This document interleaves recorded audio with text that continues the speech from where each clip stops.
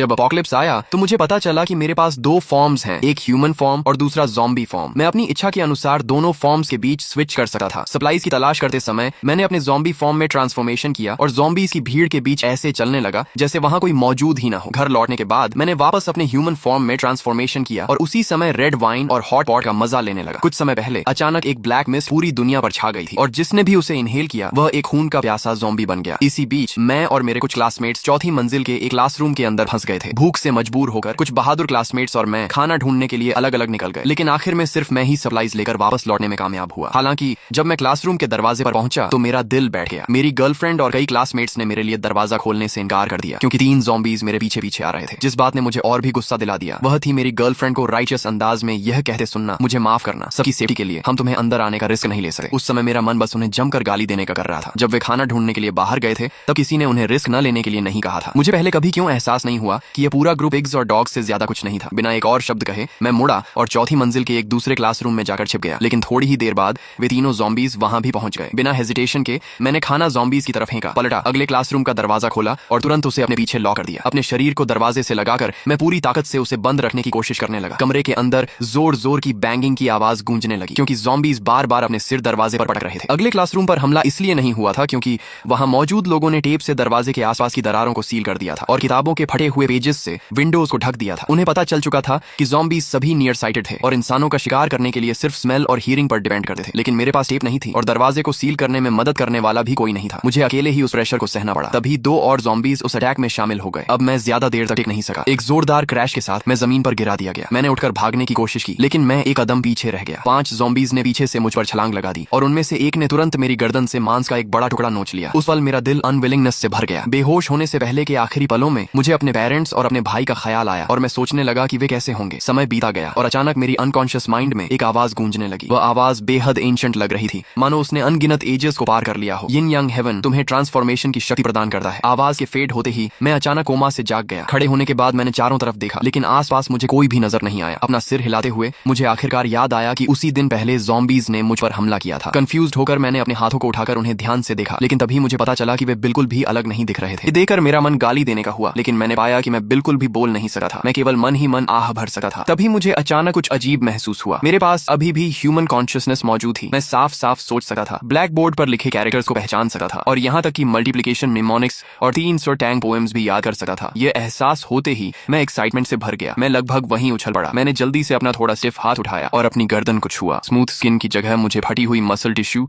और बिखरा हुआ थ्रोट महसूस हुआ। मेरा हाथ कांपने लगा। अपनी कंडीशन देखने के लिए मैं बाथरूम के मिरर की तरफ बढ़ा, लेकिन जैसे ही मैंने चलना शुरू किया मुझे एहसास हुआ कि मेरे शरीर का एक हिस्सा जैसे पैरालाइज्ड हो गया था, जिसकी वजह से मैं लंगड़ा कर चल रहा था। लड़खड़ाते हुए आगे बढ़ते बढ़ते आखिरकार मैं बाथरूम तक पहुंच गया। तभी पहली बार मैंने खुद को मिरर में देखा। सफेद आंखें, ग्रेश स्किन, मैं बिल्कुल एक ज़ॉम्बी जैसा दिख रहा था और वह भी बुरी तरह इंजर्ड ज़ॉम्बी। मेरी गर्दन पर मौजूद मैसिव वुंड को देखकर मेरे लिए रियलिटी को एक्सेप्ट करना मुश्किल था। मैं चिल्लाकर कहना चाहता था कि मैं ज़ॉम्बी नहीं बनना चाहता, लेकिन मेरे मुंह से सिर्फ एक ज़ॉम्बी की रोर निकली। हालांकि जल्द ही मुझे एहसास हुआ कि मेरा शरीर फिर से बदलने लगा था। मेरी ओरिजिनली पेल स्किन धीरे धीरे नॉर्मल कलर में लौटने लगी। उसी समय मेरे चेहरे और शरीर से ज़ॉम्बी के फीचर्स भी धीरे धीरे गायब होने लगे। लेकिन अगले ही सेकंड मैं धड़ाम से जमीन पर गिर पड़ा। उस समय मेरी गर्दन के घाव से लगातार बहुत सारा ब्लड बह रहा था, जिसकी वजह से मेरी कॉन्शियसनेस धीरे धीरे ब्लर होने लगी। उसी समय दरवाजे के बाहर चीखने और भागने की आवाजें गूंजने लगीं, जिससे पता चल रहा था कि ज़ॉम्बीज को फ्रेश फ्लेश और ब्लड की स्मेल आ गई थी। मैंने कभी नहीं सोचा था कि मैं दोबारा इंसान में ट्रांसफॉर्म हो सकता हूँ। जब मैं ज़ॉम्बी था तब मेरी गर्दन का घाव कोई बड़ी बात नहीं थी, लेकिन दोबारा इंसान बनने के बाद वही घाव एक फेटल इंजरी बन गया था। बहुत ज्यादा ब्लड लॉस और मेरा शैटर्ड थ्रोट होने की वजह से मेरे लिए सांस लेना इम्पॉसिबल हो गया था। मुझे लग रहा था कि मैं मरने वाला हूँ। उसी वक्त मैंने सोचा कि क्यों ना दोबारा ज़ॉम्बी बन जाऊं। जैसे ही ये थॉट मेरे दिमाग में आया, मेरा शरीर एक बार फिर बदल गया। मेरी गर्दन का दर्द गायब हो गया और मेरी ब्लैक प्यूपिल्स की जगह व्हाइट आईज ने ले ली। 5 सेकंड से भी कम समय में मैं दोबारा ज़ॉम्बी में ट्रांसफॉर्म हो चुका था। तभी बाथरूम का दरवाजा जोर से खुला और एक ज़ॉम्बी अंदर घुस आया। हालांकि ऐसा लग रहा था जैसे उसने अपना टारगेट खो दिया हो और वह जल्द ही बिना किसी मकसद के इधर उधर घूमने लगा। मैं जमीन पर पड़ा हुआ था और पूरी तरह एग्जॉस्टेड था। इन 2 ट्रांसफॉर्मेशंस ने जैसे मेरी सारी स्ट्रेंथ खत्म कर दी थी, लेकिन मेरा दिल एक्साइटमेंट से भर गया था। एक ज़ॉम्बी और इंसान के बीच अपनी मर्जी से स्विच कर पाना मतलब मेरी सर्वाइवल एबिलिटी किसी भी दूसरे इंसान से कहीं ज्यादा होगी। तभी मुझे वह फ्रेज याद आया जो मेरे दिमाग में आया था, यिन यांग हेवन तुम्हें ट्रांसफॉर्म होने की शक्ति प्रदान करता है। लगता है यही मेरी अपनी किस्मत थी। लेकिन आखिर यिन यांग हेवन था क्या? उसने मुझे ट्रांसफॉर्म होने की शक्ति क्यों दी थी? जब भी मैं यिन यांग शब्दों के बारे में सोचता मुझे तुरंत वह यिन यांग फिश पेंडेंट याद आता था जिसे मैं अपनी गर्दन में पहना करता था। इंस्टिंक्टिवली मैंने नीचे देखा। मेरी हैरानी की कोई सीमा नहीं रही, क्योंकि पेंडेंट गायब था। उसकी जगह मेरी छाती पर यिन यांग फिश का एक पैटर्न दिखाई दे रहा था। वह पेंडेंट मुझे मेरे पिता ने दिया था। मेरे पिता ने एक बार कहा था कि उन्हें वह पेंडेंट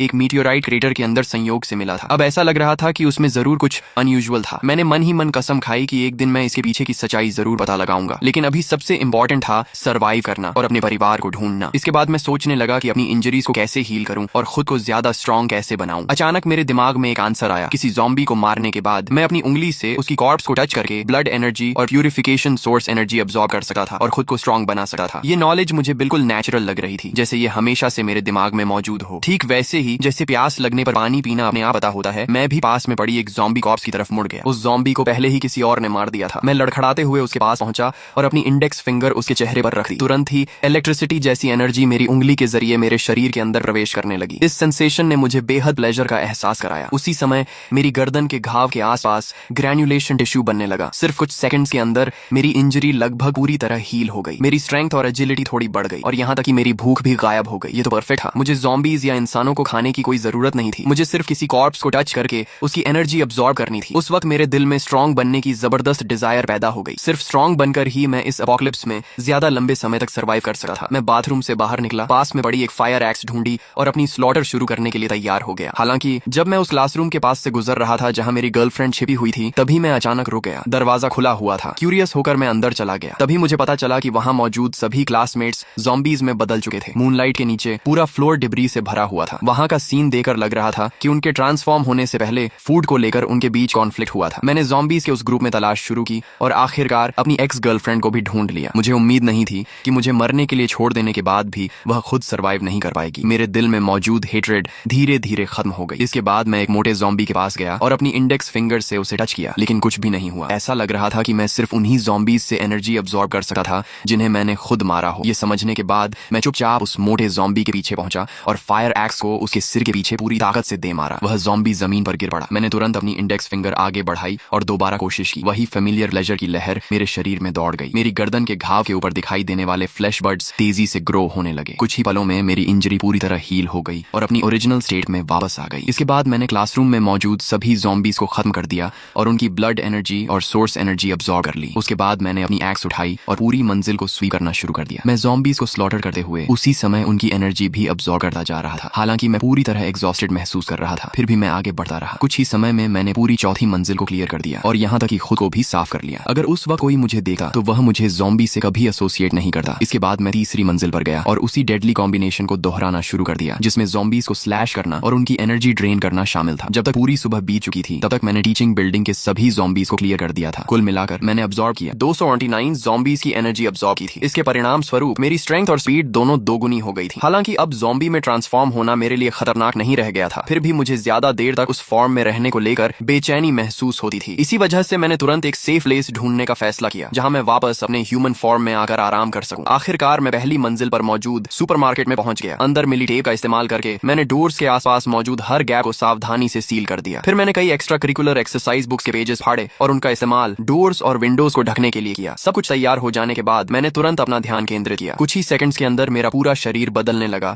और मैं एक खूंखार ज़ॉम्बी से वापस एक नॉर्मल इंसान में ट्रांसफॉर्म हो गया। हालांकि ह्यूमन फॉर्म में वापस आने के बाद मुझे अपनी सारी पावर गायब होती हुई महसूस हुई। ऐसा लग रहा था जैसे मेरा ज़ॉम्बी फॉर्म पूरी तरह एक अलग बॉडी के रूप में मौजूद हो। फिर भी मैंने एक इंटरेस्टिंग बात नोटिस की। अब मेरे पेट में बिल्कुल भी भूख महसूस नहीं हो रही थी। ऐसा लग रहा था कि मेरे ह्यूमन फॉर्म और ज़ॉम्बी फॉर्म में वही न्यूट्रिएंट्स या शायद वही एनर्जी रिजर्व्स शेयर होते थे। फिर भी भूख न लगने का मतलब ये नहीं था कि मैं पूरी तरह फूड को इग्नोर कर सकता था। इसलिए मैंने मिल्क की एक बॉटल खोली और उसे एक ही सांस में पी गया। फिर मैंने ब्रेड का एक टुकड़ा उठाया और उसके कई बड़े बाइट्स लिए। अच्छी बात यह थी कि मेरा सेंस ऑफ टेस्ट अभी भी इंटैक्ट था। मैं अब भी खाने की स्वीट अरोमा और फ्लेवर को एंजॉय कर सकता था। जैसे ही मैं अपना खाना जल्दी जल्दी खा रहा था तभी अचानक बाहर से एक ब्रॉडकास्ट की आवाज गूंजने लगी। उस अनाउंसमेंट में सभी बचे हुए टीचर्स और स्टूडेंट्स को जल्दी से स्कूल के फ्लैग रेजिंग प्लेटफॉर्म पर इकट्ठा होने का आदेश दिया गया था। हम new Taipei city temporary rescue team हैं। ये शब्द सुनते ही मेरे माथे पर शिकन आ गई। मुझे हैरानी हुई कि रेस्क्यू टीम इतनी जल्दी पहुंच गई थी। मैं तुरंत खड़ा हुआ, दरवाजे पर लगे एक्सरसाइज पेपर का एक कोना उठाया और बाहर झांक कर देखा। 20 से ज्यादा लोग सावधानी से कैंपस के अंदर आगे बढ़ रहे थे। उनमें से हर एक के पास अलग अलग तरह के फायर आर्म्स थे। उनमें से एक व्यक्ति मेगाफोन पकड़े हुए था और लगातार अनाउंसमेंट दोहरा रहा था। मैं तुरंत समझ गया, शायद यही शहर की आखिरी बची हुई आर्म्ड फोर्स थी और वे मुख्य रूप से स्कूल में फंसे बच्चों को रेस्क्यू करने आए थे। तभी अचानक भूरे बालों वाली एक खूबसूरत लड़की चिल्लाते चिल्लाते हुए आगे की तरफ दौड़ी। डैड! उसे देखते ही रेस्क्यू टीम का एक मेंबर तुरंत उसकी तरफ दौड़ा। उस आदमी का शरीर कांप उठा और उसने अपनी बेटी को कसकर गले लगा लिया। भगवान का शुक्र है, मेरी बेटी अभी भी जिंदा है। मैंने उस लड़की को तुरंत पहचान लिया। वह लिन शेनशेन थी, स्कूल की सबसे खूबसूरत स्टूडेंट और स्कूल के टॉप अचीवर्स में से एक। तभी एक और टीचर कई स्टूडेंट्स के साथ टीचिंग बिल्डिंग से बाहर निकल आया। उनके पीछे एक दर्जन से ज्यादा ज़ॉम्बीज उनका पीछा कर रहे थे। रेस्क्यू टीम ने तुरंत फायरिंग शुरू कर दी। कुछ ही पलों में ज़ॉम्बीज को गोली मारकर गिरा दिया गया। हालांकि गन फायर की आवाज ने आसपास के इलाके से और भी ज्यादा ज़ॉम्बीज को आकर्षित कर लिया। जल्द ही अनगिनत ज़ॉम्बीज स्कूल की तरफ इकट्ठा होने लगे। बढ़ते खतरे को देखते हुए रेस्क्यू टीम में मौजूद एक मिडिल एज्ड आदमी ने तुरंत सभी को सेफ जोन की तरफ रिट्रीट करने का आदेश दिया। जैसे ही मैंने सेफ जोन शब्द सुना, मैं बेचैन हो गया। क्या उन्होंने पहले ही सर्वाइवर्स के लिए कोई बेस बना लिया था? क्या मेरे माता पिता और मेरा छोटा भाई भी वहां हो सकते थे? मैंने आगे कुछ सोचे बिना दरवाजा धक्का देकर खोला और बाहर की तरफ दौड़ पड़ा। जैसे जैसे गन फायर तेज होती गई, ज़ॉम्बीज एक के बाद एक गिरते जा रहे थे, लेकिन उनकी जगह और भी ज्यादा ज़ॉम्बीज लगातार सामने आते जा रहे थे। मेरा दिल अचानक बैठ गया। मुझे एहसास हुआ कि मैंने बहुत जल्दबाजी कर दी थी और मुझे इतनी लापरवाही से बाहर नहीं निकलना चाहिए था। उसी समय अचानक ऊपर की मंजिलों पर मौजूद ज़ॉम्बीज ने विंडोज को तोड़ दिया और ऊपर से ऐसे गिरने लगे जैसे किसी बर्तन से डंपलिंग्स नीचे गिर रहे हों। हालांकि गिरने के कारण उनकी कई हड्डियां टूट गई थीं, फिर भी वे उठकर खड़े होने के लिए स्ट्रगल करने लगे और तुरंत आसपास मौजूद इंसानों पर हमला करने लगे। मेरी किस्मत खराब थी। ऊपर से गिरने वाले ग्लास का एक टुकड़ा मेरे आर्म को काटते हुए निकल गया। लिन शेनशेन की हालत तो और भी खराब थी। ग्लास का एक बड़ा टुकड़ा उसके राइट फुट में घुस गया, जिसकी वजह से वह जमीन पर गिर पड़ी और हिल भी नहीं पा रही थी। लेकिन सबसे बदकिस्मत लिन शेनशेन के पिता थे, क्योंकि एक रोलिंग ज़ॉम्बी ने उनके एंकल पर अपने दांत गड़ा दिए। बाइट मार्क देखते ही उनके चेहरे का एक्सप्रेशन डार्क हो गया। बिना किसी हिचकिचाहट के उन्होंने अपनी गन के बट से उस ज़ॉम्बी का सिर फोड़ दिया। इसके बाद उन्होंने तुरंत एक डिसीजन लिया। उन्होंने अपनी राइफल लिन शेनशेन की तरफ फेंक दी। उसी समय उन्होंने अपनी पिस्टल मेरी तरफ उछाल दी। लिन शेनशेन के पिता ने मुझे अपनी बेटी को लेकर जल्दी से वहां से निकलने के लिए कहा, जबकि वह खुद पीछे रुककर हमारी रिट्रीट को कवर करने वाला था। लेकिन इससे पहले कि वह अपनी बात पूरी कर पाता, एक ज़ॉम्बी ने अचानक उसे जमीन पर गिरा दिया और उसकी गर्दन में अपने दांत गड़ा दिए। अपनी बेटी की तरफ देखते हुए उसकी आंखों में गहरी अनविलिंगनेस दिखाई दे रही थी। वह बहुत कुछ कहना चाहता था, लेकिन उसके मुंह से एक भी शब्द नहीं निकला। उसके खुले मुंह से सिर्फ खून बह रहा था। ये देखकर लिन शेनशेन पूरी तरह टूट गई और फूट फूट कर रोने लगी। उसी वक्त मुझे एक बात समझ आई। ह्यूमन फॉर्म में बिटन होने का मतलब निश्चित मौत था। मैंने अपने हाथ में पिस्टल को कसकर पकड़ लिया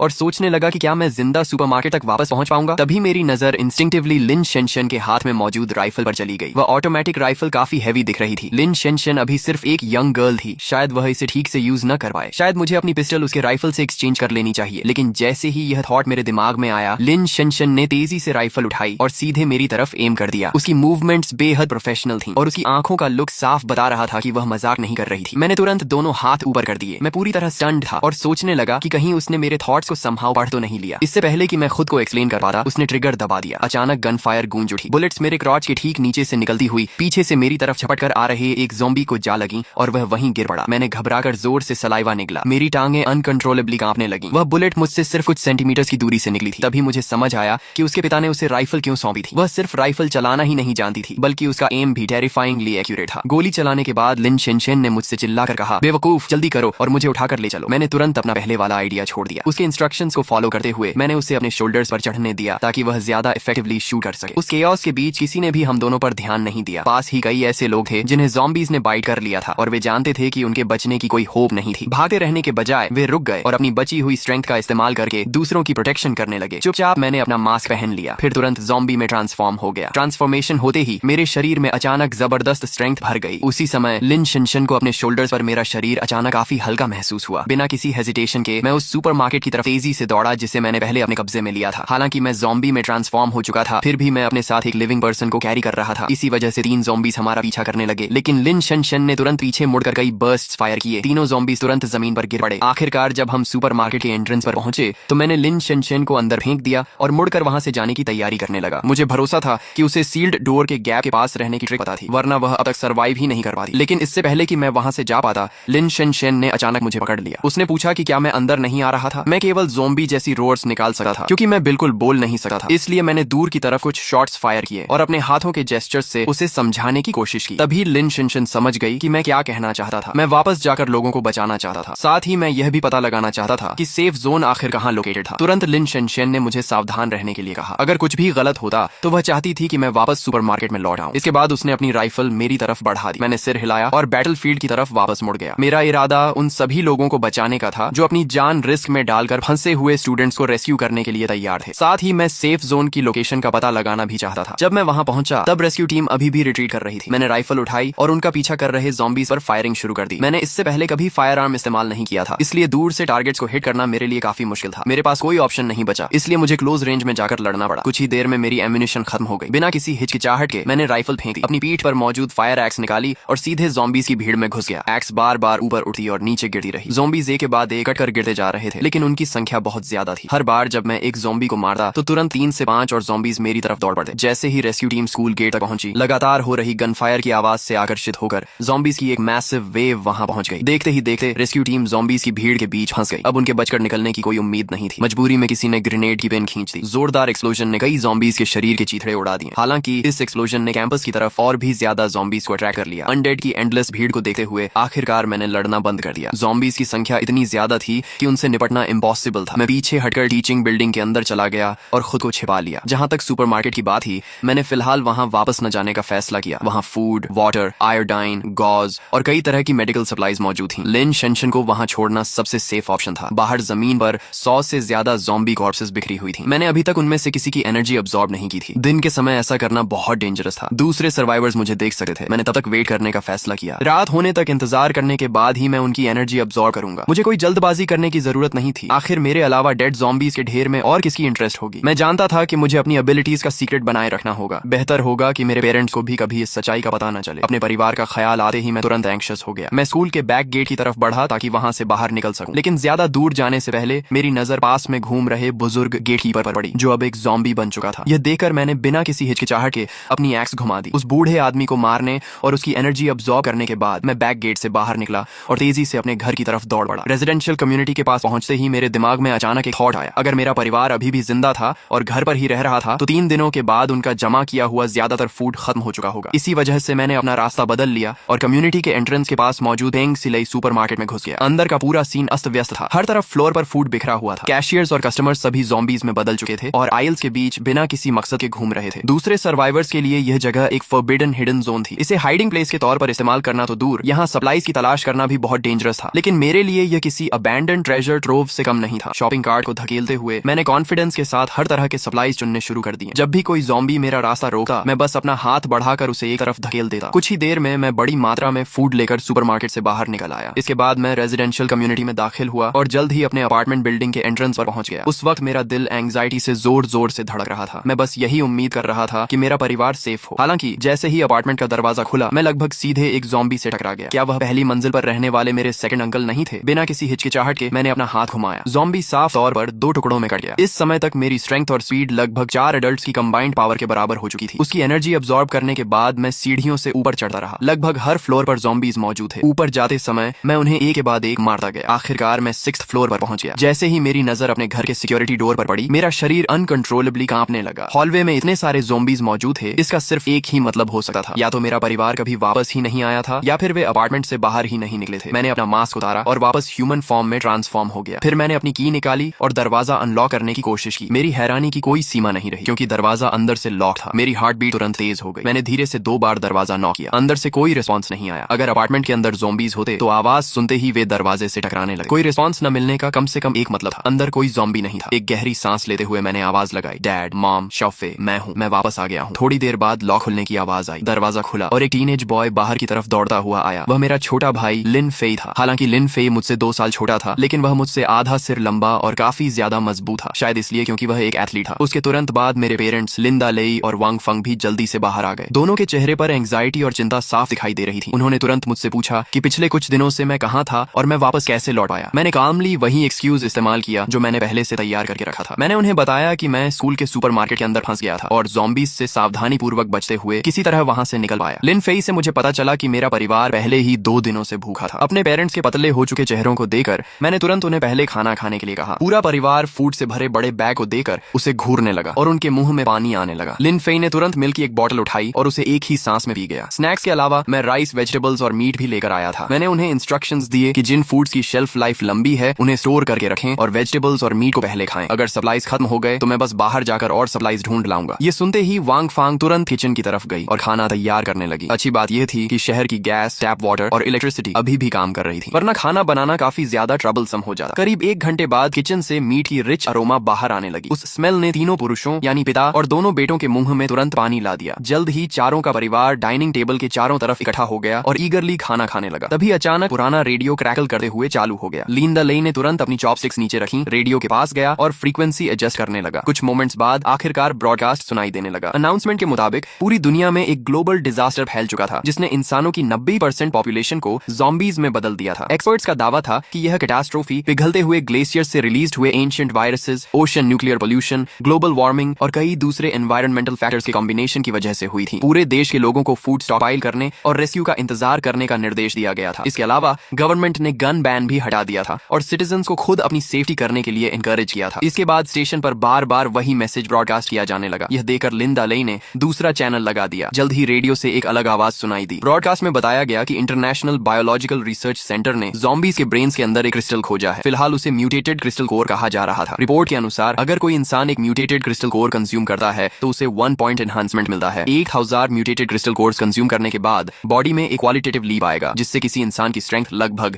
10,000 किलोग्राम तक पहुंच सकती है। हालांकि इसके साइड इफेक्ट्स अभी भी अननोन थे, इसलिए लोगों को इन्हें सावधानी से इस्तेमाल करने की सलाह दी गई थी। ये सुनते ही मेरी इंटरेस्ट तुरंत बढ़ गई। क्या इसका मतलब ये था कि मेरा ह्यूमन फॉर्म भी स्ट्रॉन्गर हो सकता था? ब्रॉडकास्ट सुनने के बाद लिंदा लेई का एक्सप्रेशन कुछ ग्रिम हो गया। गवर्नमेंट ने सिटीजंस को फूड स्टॉकपाइल करने के लिए कहा था, लेकिन उसने रेस्क्यू की कोई टाइमलाइन नहीं बताई थी। गन बैन हटा दिया गया था और लोगों को खुद को बचाने के लिए एनकरेज किया गया था। ये सभी साइंस सिर्फ एक ही बात की तरफ इशारा कर रहे थे। सिचुएशन बेहद सीरियस थी। जहां तक म्यूटेटेड क्रिस्टल कोर्स की बात थी, उनके साइड इफेक्ट्स भी सबसे बड़ी चिंता नहीं थी। असली समस्या यह थी कि आम लोगों के लिए सिर्फ 1000 क्रिस्टल कोर्स हासिल करना ही इम्पॉसिबल था। आखिर इसके लिए 1000 ज़ॉम्बीज को मारना पड़ता। डिनर खत्म होते होते दोपहर के सिर्फ 3 बजे थे। नाइटफॉल होने में अभी काफी समय था। मैंने कुछ ज़ॉम्बीज को मारने, म्यूटेटेड क्रिस्टल कोर्स को स्टडी करने और साथ ही पूरी बिल्डिंग को क्लियर करने का फैसला किया। दूसरों के लिए म्यूटेटेड क्रिस्टल कोर हासिल करना बेहद डिफिकल्ट हो सकता था, लेकिन मेरे लिए यह बिल्कुल भी प्रॉब्लम नहीं थी। अपना फैसला करने के बाद मैंने अपने क्लोथ्स और मास्क पहने। पेरेंट्स को बताकर मैं अपनी फायर एक्स लेकर निकला। ज़ॉम्बी फॉर्म में ट्रांसफॉर्म हुआ और 5th फ्लोर की तरफ बढ़ गया। जब मैं रूम 502 के पास पहुंचा तो मैंने नोटिस किया कि उसका दरवाजा थोड़ा खुला हुआ था। बिना किसी हिचकिचाहट के मैंने दरवाजा पुश करके खोला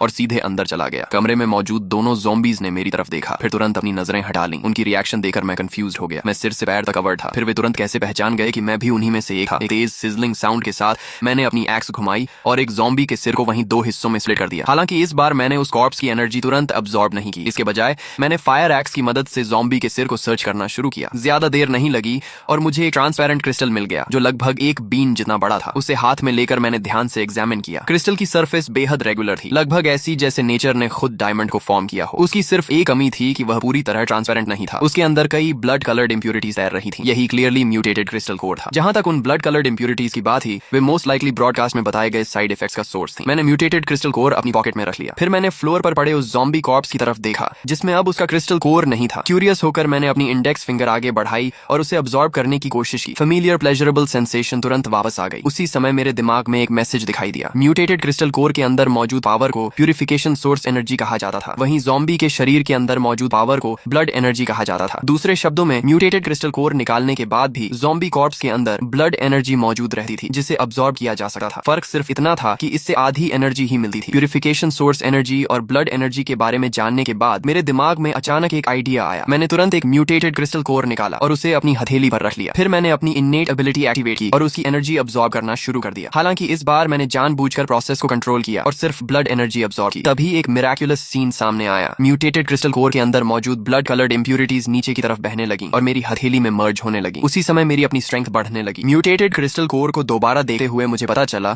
कि उसके अंदर एक भी इंप्यूरिटी बाकी नहीं बची थी। क्रिस्टल पूरी तरह क्लियर हो चुका था। मेरे होंठों के कोने पर एक स्माइल आ गई। अब मैं और मेरा परिवार म्यूटेटेड क्रिस्टल कोर्स को बिना किसी साइड इफेक्ट्स की चिंता किए अब्सॉर्ब कर सकते थे। इसके बाद मैंने बचे हुए ज़ॉम्बी के सारे दांत निकाल दिए और उसे अपने अपार्टमेंट के सामने वाले रूम 601 के अंदर लॉक कर दिया। फिर मैं वापस अपने ह्यूमन फॉर्म में ट्रांसफॉर्म हो गया। घर की तरफ जाते हुए मैंने अपने छोटे भाई लिन फेई को आवाज लगाई और उसे फायर एक्स थमा दी। मैंने काल्मली पूछा, क्या तुम ज़ॉम्बी को मारने की हिम्मत रखते हो? ये सवाल सुनते ही लिन फेई ने तुरंत एक्साइटमेंट में सिर हिला दिया। फिर उसने फर्मली कहा कि हाँ, वह ऐसा कर सकता है। बिना एक और शब्द गंवाए मैंने रूम 6 और 1 का दरवाजा खोला और अपने छोटे भाई को सीधे अंदर धकेल दिया। इससे पहले कि लिन फे कुछ समझ पाता, खून से लथपथ एक ज़ॉम्बी अचानक उसकी तरफ झपट पड़ा। उस टेरिफाइंग सीन ने लगभग उसकी जान ही निकाल दी। अपने छोटे भाई को कमरे के अंदर धकेलने के बाद मैंने दरवाजा बंद कर दिया और बाहर खड़े होकर इंतजार करने लगा। बिना दांतों वाला ज़ॉम्बी किसी कुत्ते से भी कम खतरनाक था। मुझे भरोसा था कि लिन फे उसे हैंडल कर सकता था। उसी समय कमरे के अंदर से लिन फे की मदद के लिए चीखने की आवाजें आने लगी। मैंने उसे पूरी तरह इग्नोर कर दिया। कुछ ही देर बाद अंदर से मीट काटने की आवाज आने लगी। ये सुनकर मैं तुरंत रिलैक्स हो गया। मैंने जल्दी से दरवाजा खोला। जैसे ही मैं अंदर गया मैंने देखा कि लिन फेई पूरा खून से ढका हुआ था और दांत भींचकर मुझे घूर रहा था। ब्रो, इस ज़ॉम्बी के तो एक भी दांत नहीं है। ये सुनकर मैं मुस्कुराया। मैंने ही इसके सारे दांत निकाल दिए थे, वरना तुम जैसे रेकलेस रुकी को मैं अंदर जाने की हिम्मत कैसे करता। तभी अचानक नीचे से ज़ॉम्बीज की दहाड़ें सुनाई देने लगी। ऐसा लग रहा था कि दोनों भाइयों के मास्क की स्मेल ने उन्हें अट्रैक्ट कर लिया था। मैंने तुरंत लिन फेई से फायर एक्स वापस ले ली। फिर मैंने अपने छोटे भाई से कहा कि वह पहले घर चला जाए, जबकि मैं आने वाले ज़ॉम्बीज को हैंडल करूंगा। खुद एक ज़ॉम्बी को मारने के बाद लिन फेई को आखिरकार समझ आया कि ये ज़ॉम्बीज कितने ट्रबलसम थे। वह बर्डन नहीं बनना चाहता था, इसलिए डिसाइसिवली वापस घर चला गया। इसके बाद मैंने अपना मास्क पहना और ज़ॉम्बी फॉर्म में ट्रांसफॉर्म हो गया। मेरी तरफ तेजी से आ रहे पांचों ज़ॉम्बीज मेरे लिए बिल्कुल भी थ्रेट नहीं थे। मैंने आसानी से उन्हें एक के बाद एक काट कर गिरा दिया। पहले की तरह उसी मेथड को फॉलो करते हुए मैंने उनकी ब्लड एनर्जी अब्सॉर्ब कर ली। म्यूटेटेड क्रिस्टल कोर्स को प्यूरिफाई करने के बाद आखिरकार मैं घर लौट आया। जब वंग फांग ने मुझे खून से लथपथ अंदर आते देखा तो वह तुरंत मेरे लिए क्लीन क्लोथ्स लेने दौड़ी। हालांकि मैंने हाथ हिलाकर उसे मना कर दिया। मैंने बताया कि मैं बाद में उसी रात फिर से बाहर जाने वाला था। नाइटफॉल होते ही पूरा परिवार डिनर के लिए टेबल के चारों तरफ इकट्ठा हो गया। तभी एक बार फिर रेडियो ब्रॉडकास्ट शुरू हो गया। इंटरनेशनल बायोलॉजिकल रिसर्च सेंटर ने अनाउंस किया कि म्यूटेटेड क्रिस्टल कोर्स को कंज्यूम करने से फिजिकल फिटनेस में क्वालिटेटिवली ट्रिगर हो सकता है। जो इंसान इस ट्रांसफॉर्मेशन को हासिल कर लेते थे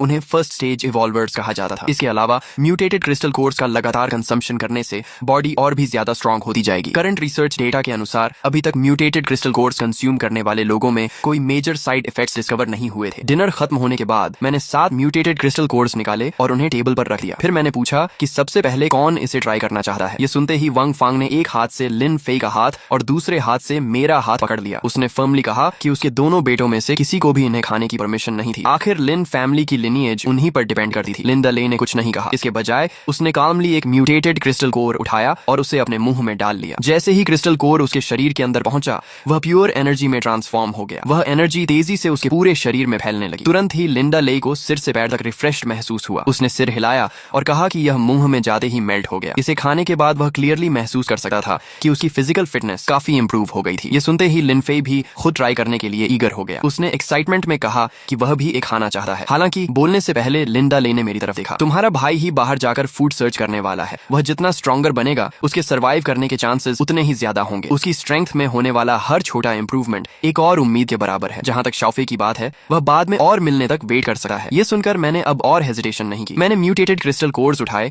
और उन्हें एक के बाद एक ऐसे अपने मुंह में डालने लगा जैसे पीनट्स खा रहा हूँ। जैसा एक्सपेक्टेड था वे तुरंत मेल्ट हो गए। उन्हें कंज्यूम करने के बाद मुझे सच में रिफ्रेश महसूस हुआ। हालांकि इफेक्ट उतना ड्रामेटिक नहीं था जितना मेरे पिता ने बताया था। मेरी स्ट्रेंथ जरूर थोड़ी बढ़ी थी। मेरे एस्टिमेशन के मुताबिक हर क्रिस्टल कोर ने मेरी स्ट्रेंथ में लगभग 3 से 5 जिन का इंक्रीज किया था। उन्हें खत्म करने के बाद मैंने अपनी फायर एक्स उठाई और बाहर निकलने की तैयारी की। ओरिजिनली मेरा प्लान पूरी तरह स्कूल तक दौड़कर जाने का था, लेकिन सोचने के बाद मुझे लगा कि यह बहुत स्लो होगा, इसलिए मैंने एक बाइसिकल ढूंढ ली। शुरुआत में मेरी मूवमेंट्स थोड़ी स्टिफ और ऑकवर्ड थी। हालांकि जितना ज्यादा मैं बाइसिकल चलाता गया मेरी मूवमेंट्स उतनी ही स्मूथ होती गई। जल्द ही मैं इंप्रेसिव स्पीड से चलने लगा। मुझे अचानक यह सिचुएशन काफी अम्यूजिंग लगी। शायद पूरी दुनिया में मैं ही एक ऐसा ज़ॉम्बी था जो बाइसिकल चला सकता था। असल में अगर मेरा गोल सिर्फ ज़ॉम्बीज का शिकार करना और क्रिस्टल कोर्स कलेक्ट करना होता तो मैं सिटी में कहीं भी यह कर सकता था। मुझे स्पेसिफिकली स्कूल वापस जाने की जरूरत नहीं थी, लेकिन स्कूल अलग था। पहले रेस्क्यू टीम और 100 से ज्यादा ज़ॉम्बीज वहां हुई मैसिव बैटल के दौरान मारे गए थे। अगर मैं वापस जाता तो एक साथ उन सभी की एनर्जी अब्सॉर्ब कर सकता था और अपना बहुत सारा टाइम बचा सकता था। साथ ही मैं अपने परिवार की सेल्फ डिफेंस के लिए वेपन्स भी हासिल करना चाहता था। आखिर रेस्क्यू टीम अपने पीछे बड़ी संख्या में फायर आर्म्स और एम्यूनिशन छोड़ गई थी। आधे घंटे बाद मैं शाओचेंग नोबुवन हाई स्कूल पहुंच गया। उस वक्त पूरा कैंपस ज़ॉम्बीज से भरा हुआ था। मैं ज़ॉम्बीज से पूरी तरह घिरा हुआ था। यह नजारा बेहद टेरिफाइंग था। सबसे पहले मैं सुपरमार्केट की तरफ गया और यह देखकर रिलीव्ड हुआ कि उसका एंट्रेंस अभी भी पूरी तरह इंटैक्ट था। यह देखकर आखिरकार मुझे राहत मिली। कैंपस को घेर कर इतने सारे ज़ॉम्बीज मौजूद थे कि मैं लिन शनशन को एक लिविंग पर्सन के रूप में सेफली बाहर नहीं ले जा सकता था। इसके बजाय उसे सुपरमार्केट के अंदर छोड़ना ही सबसे सेफ चॉइस था। वहां प्लेंटी ऑफ फूड और वाटर मौजूद था, इसीलिए फिलहाल उसके सर्वाइवल को लेकर कोई चिंता नहीं थी। सब कुछ ठीक होने की कंफर्मेशन के बाद मैं उस जगह की तरफ बढ़ा जहां पहले रेस्क्यू टीम ने ज़ॉम्बीज के साथ बैटल की थी। वहां पहुंचकर मैंने एक एक करके ज़ॉम्बी कॉर्प्सेस की एनर्जी अब्सॉर्ब करना शुरू कर दिया। हालांकि इस बार मैंने म्यूटेटेड क्रिस्टल कोर्स निकालने की जहमत नहीं उठाई। इसके बजाय मैंने उन्हें ब्लड एनर्जी के साथ ही अब्सॉर्ब कर लिया। आखिर क्रिस्टल कोर्स निकालने में बहुत ज्यादा टाइम लग रहा था। मेरा करंट गोल पहले अपने ज़ॉम्बी फॉर्म को एक कंप्लीट एवोल्यूशन करवाना था। अंदर से मुझे एक स्ट्रॉन्ग फीलिंग हो रही थी जैसे ही मैं पर्याप्त प्यूरिफिकेशन सोर्स एनर्जी और ब्लड एनर्जी अब्सॉर्ब कर लूंगा मेरा ज़ॉम्बी फॉर्म एक क्वालिटेटिव ट्रांसफॉर्मेशन से गुजरेगा। इंसानों की तरह ही मैं भी एनर्जी अब्सॉर्ब करके इवॉल्व कर सकता था। 100 से ज्यादा ज़ॉम्बी कॉर्प्सेस अब्सॉर्ब करने के बाद मैंने अपनी पीठ पर बंधी फायर एक्स निकाली और अपना ध्यान उन लिविंग ज़ॉम्बीज की तरफ कर लिया। जल्द ही पूरा कैंपस स्कल्स के टूटने की लगातार आवाजों से गूंजने लगा। एक के बाद एक ज़ॉम्बी मेरी एक्स के नीचे गिरता गया। समय तेजी से बीता गया। सुबह करीब 4 या 5 बजे तक जब मैंने अपना 1000वां ज़ॉम्बी अब्सॉर्ब कर लिया। तभी कुछ अनएक्सपेक्टेड हुआ। मेरा पहले से नम ज़ॉम्बी बॉडी अचानक इंटेंस पेन से भर उठा। दर्द इतना सीवियर था कि मैं जमीन पर गिर पड़ा और अनकंट्रोलेबली हाउल्स करने लगा। ऐसा महसूस हो रहा था जैसे मेरे शरीर का हर सेल टूटकर पूरी तरह से फिर से रीऑर्गेनाइज हो रहा हो। दर्द इतना इंटेंस था कि उसे सहना लगभग इम्पॉसिबल था। करीब 5 मिनट्स बाद आखिरकार वह हार्ट रेंचिंग एगनी धीरे धीरे कम होने लगी। मैं धीरे धीरे खड़ा हुआ। जैसे ही मैं खड़ा हुआ मुझे ऐसा लगा जैसे पूरी दुनिया ही बदल गई हो। मेरी सेंसेस अनबिलीवेबली शार्प हो चुकी थी। पिछले दिन रेस्क्यू टीम की बैटल के बाद हवा में बची हुई गन पाउडर की फेंट स्मेल भी सीधे मेरी नाक तक पहुंच रही थी। जब मैंने दूर मौजूद टीचिंग बिल्डिंग की तरफ देखा तो मैं वहां एक गेको को भी क्लियरली देख सकता था। यहाँ तक कि रेस्टरूम के अंदर पानी टपकने की आवाज भी मेरे कानों तक बिल्कुल क्लियर पहुंच रही थी। उस वक्त मुझे अपने शरीर के हर हिस्से में एक एक्सप्लोसिव पावर दौड़ती हुई महसूस हुई। खुद को रोक न पाने के कारण मैंने अचानक जंप किया। मेरा शरीर कैनन बॉल की तरह हवा में उछला और सीधे सामने वाली टीचिंग बिल्डिंग की तीसरी मंजिल की वॉल से जा टकराया। मेरी शार्प फिंगर्स कंक्रीट वॉल के अंदर गहराई तक धंस गए। फिर मैं तेजी से ऊपर चढ़ने लगा। कुछ ही मोमेंट्स में मैंने पूरी बिल्डिंग को क्लाइम कर लिया और रूफ टॉप पर पहुंच गया। वहां खड़े होकर मैं दूर धीरे धीरे उगते हुए सूरज को शांत होकर देखने लगा। किसी वजह से वह नजारा मेरे अंदर एंडलेस एनर्जी भर रहा था। अगले ही पल मैं सीधे रूफ टॉप से नीचे कूद गया। मेरा शरीर जोरदार तरीके से नीचे जमीन से टकराया। इम्पैक्ट के कारण जमीन में एक मैसिव क्रेटर बन गया। उस जबरदस्त आवाज ने तुरंत आसपास मौजूद ज़ॉम्बीज की एक बड़ी हॉर्ड को अट्रैक्ट कर लिया। लेकिन मैं बस क्रेटर के बीच खड़ा रहा और अपने इवॉल्व्ड बॉडी के अंदर बह रही ओवरवेलमिंग पावर को महसूस करता रहा।